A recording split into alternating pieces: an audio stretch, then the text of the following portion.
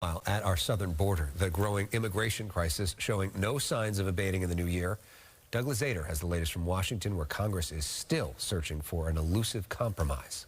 We saw another record in December on the southern border, and that's going to put more pressure on the White House and Congress to do something.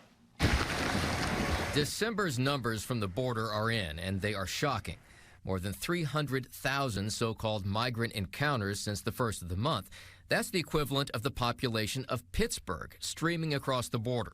Republicans are accusing President Biden of not doing enough. He wants more border funding. And there is a growing bipartisan chorus in Congress calling for action. I believe most of America believes in legal immigration, but what we're seeing is not that. This is chaos. It's the pull factor. You got to have detention and deportation. Adding to the pull factors, a new policy in California to offer all illegal immigrants free health care, costing the state more than $3 billion a year. We have a border crisis at the southern border and, quite frankly, at the northern border.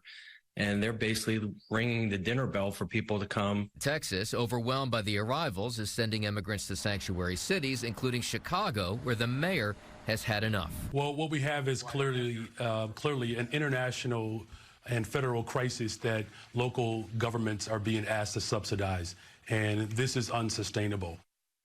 And here on Capitol Hill, border funding is being tied to aid for Israel and Ukraine with no resolution in sight. In Washington, Doug Zader, Fox News.